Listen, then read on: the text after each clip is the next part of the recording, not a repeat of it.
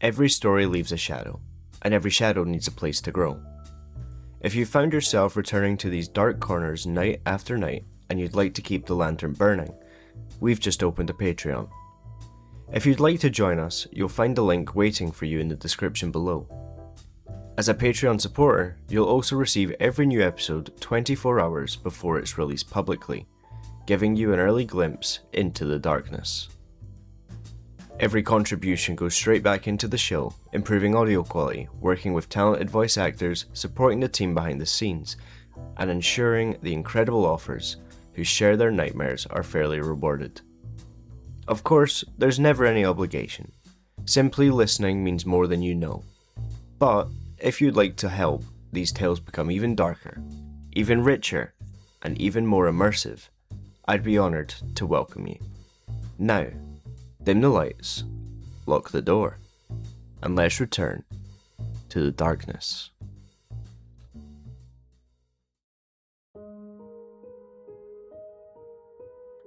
I couldn't stop and process the bite on my forearm. The ossuary was still open, and I began to hear a chorus of growls and hisses coming from within. For the first time in my life, I had felt true, unadulterated fear. The kind of fear that envelops your body like a lead blanket. I turned and ran. I ran until my legs almost gave out. Finally, I reached the groundskeepers building. I pulled the door open and threw myself inside. I went to work securing the door with the deadbolt and the large barrel bolt locks. I took a step back and caught my breath. I don't know how I managed to survive, but I counted my blessings before turning my attention to my injuries. I walked to the bathroom and retrieved the emergency first aid kit I had bought for such an occasion. The large metal square contained 2 large unopened bottles of alcohol and hydrogen peroxide, a suture kit, a bottle of painkillers, and several packs of varying bandages and gauze wraps. I went to work on the bite first, wincing in pain as I emptied a quarter of the bottle of alcohol into the wound. I followed with the peroxide next, gagging as the wound began to bubble as the liquid went to work killing the bacteria. I wrapped the bite in gauze, tight enough to cut off circulation. I popped a painkiller and took off my shirt, focusing my attention on the long slice in my chest. I braced myself as I emptied almost all of the alcohol into the wound. It took every ounce of strength I had left not to scream at the pain. I took a breath and repeated the process with the peroxide. I knew I couldn't wrap my entire chest with the gauze I had on hand, and the wound was too deep to be left as it is. I swallowed hard, eyeing the suture kit. I had never done something like this before, let alone on myself. Luckily, the kit came with instructions on how to sew myself up. I threaded the needle and popped another painkiller before using the driver to force the needle through my skin. I pulled the needle through and used the tissue forceps to manipulate the wound. Moving the edges of flesh closer together to close the wound, I repeated the process until I was more or less satisfied with my work. It would leave a hideous scar, but at least I wouldn't bleed out in my sleep. The only other wound that required immediate attention was on my forehead, caused by the corpse that pistol whipped me. I could feel the cut with my fingers. It was deep, but I refused to torture myself any further with the suture kit. I decided to clean it with the alcohol and peroxide and close it with the butterfly bandages in the first aid kit. I popped another painkiller and tried to sleep. I dreamt of the creatures in the ossuary. I had never seen one before, except for the shadow of the one that dragged the corpses away. I dreamt of skinless humanoids, claw-handed abominations and spiders with human heads. I woke up in a cold sweat to the sound of a loud and powerful thumping on the front door. I walked over to the door, gun at the ready, but when I saw glorious sunlight through the cracks in the newspaper over the windows, I relaxed myself. I unlocked the door and slowly pulled it open, coming face to face with one of the priests on the other side. He met me with a scowl and hissed, "My son, do you have any idea what time it is? You've wasted half the day already and there is much to do." "I'm sorry, I must have overslept." "Not good enough. Get dressed. We require 5 graves to be dug by the end of the day." "Yes, sir." The priest flashed me a smile, revealing rows of yellowed and jagged teeth before turning and walking back to the church. I hated the priest with a passion. I quickly got dressed and made my way to the supply shed while lighting a cigarette. I retrieved a shovel and a pickaxe and got to work. The entire time my body felt like it was going to fall apart, my injuries from the night before starting to take their toll. Part of me felt lazy. I could dig the graves 4 feet deep, but I always opted for 6, given the body's tendency to exhume themselves. I had just finished digging the graves when I began to smell the overwhelming scent of rot in the air. I pulled myself out of the grave and took a look around. I could see the ossuary in the distance. The door was still wide open. I could feel something watching me from within. Sooner or later, I would have to go take care of that door. I finished preparations on the graves for the upcoming funerals and made my way back to the groundskeepers building to prepare myself for the night. I doubled up on the clothing to create a rudimentary padding should I find myself on the receiving end of another undead beatdown. Before heading back out, I went to the bedroom and retrieved my laptop.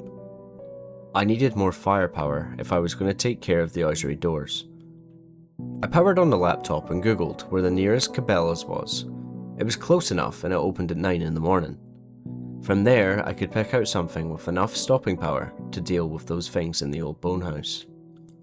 Suddenly, I heard the door being pushed open. I dropped everything and went for my gun. I grabbed my revolver and made my way out of the bedroom to find a maggot sitting in the middle of the main room. This was no ordinary maggot though. It was about 3 to 4 feet long and was flailing wildly back and forth. Something else had to have been here. That thing couldn't have made it all the way in here from wherever it came from. I levelled the gun and aimed it where I assumed the maggot's head would be and fired. Missed. Suddenly, the monstrous maggot began to squeak before sprouting 8 bone-like appendages. I stumbled backwards, unsure of what I was looking at. The maggot then scurried across the floor towards me.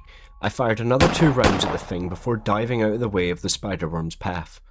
I sprang to my feet, turning to face the monstrosity, but before I could react, the thing had leapt through the air, latching onto my chest. I winced as the legs tore into my skin.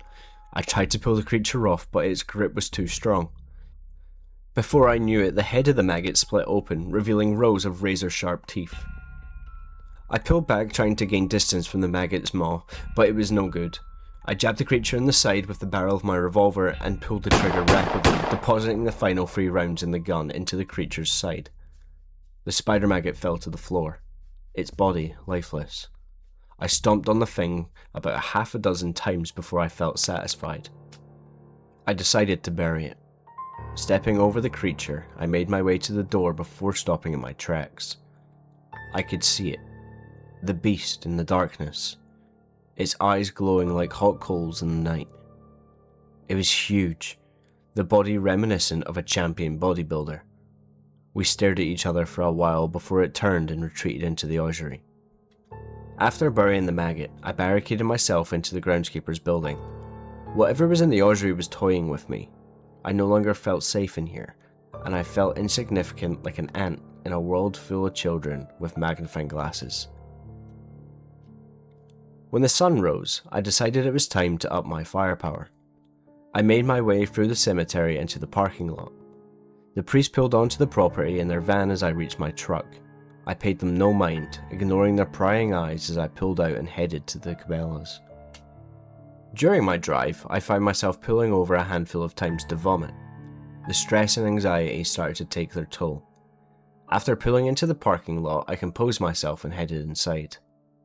I decided on a black Winchester Defender 12 gauge, a pump action that held 6 rounds. I wish I could have chose something with a larger capacity, but it was all I could afford on the budget I had. I grabbed 2 boxes of shells and another box of bullets for the revolver. I love Arizona. No waiting periods on purchasing a gun. After piling everything into the truck, I made my way to the liquor store to pick up a few bottles of vodka and Everclear. I ended up buying 10 bottles of each. The clerk was very inquisitive during the transaction. "So, you having a party tonight?" "No." "Oh wait, you're the freak that works in the graveyard, right? Planning on partying with the dead, huh?" I stared at him for a moment before swiping my card, grabbing my stuff and leaving. By the time I got back to the cemetery, it was almost 5 in the evening. I carried everything back to the groundskeepers building and got to work. I unboxed the shotgun, loaded it, and attached the sling. I could keep it strapped to my shoulder rather than carry it around all night. After that, I loaded the python with new bullets and stuck it in its holster. Finally, the liquor. I opened one bottle and downed half of it before converting 2 of them into Molotov cocktails. I strapped the shotgun around my shoulder and attached the revolver holster to my hip before grabbing the Molotovs and shoving one in each of my back pockets. I headed out the door to the ossuary before coming across a group of corpses headed straight for me. There were 5 of them. I pulled the revolver and fired. One ducked to the left while the others kept their path. I reholstered the gun and pulled out one of the Molotovs. I lit the bottle and tossed it at the group's feet. I stepped back and watched the corpses burn. 3 of them fell over, and that was that, but the other 2 didn't give up so easy.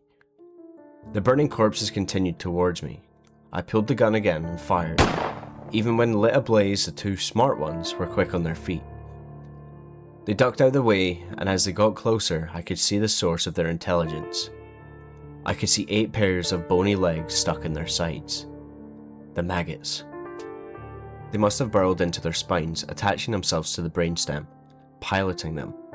I retreated backwards, putting space between me and the looming danger. If I couldn't get a shot in, I could wait it out. Let them burn themselves out, literally. After about a minute of evading, the 2 corpses finally fell over, lifeless.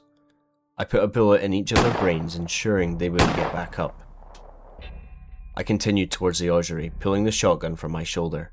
I racked the slide and pushed on. When I finally reached the bone house, I froze. I couldn't do it. I was too scared. I had to fight my own instinct to get this close. I swallowed and moved closer. I could hear wet squelching noises from within. I stuck my head around the doorway and saw inside, rows of bones lining the walls. I could make out some sort of pit in the center of the room.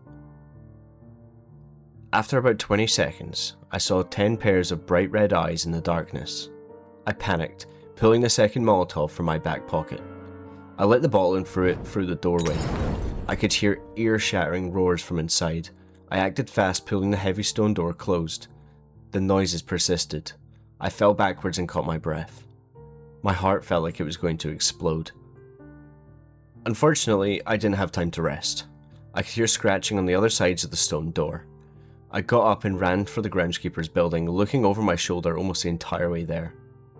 When I got back inside, I slammed the door shut, made my way over to the kitchen counter and downed the rest of the open bottle of vodka. Even after closing the ossuary doors, I didn't feel any better. There were more of those monsters than I thought. That, coupled with the spider maggots and super corpses, it was only a matter of time before the inevitable anxiety attack hit. I fell in on myself, tears flowing from my eyes. I struggled to breathe but couldn't find my breath. I clutched at my chest and it felt like my heart was going to give out. I stood like that for about an hour. When I finally came to my senses, I tried to sleep. The next day, things went the smoothest they had ever gone. The priests were surprisingly nice to me, even after finding the large patch of burnt dead grass in a row of graves. Even during the night, I didn't see any corpses, maggots, or monsters. Things felt calm, like the calm before a terrible storm. Little did I know, that storm was closer than I thought.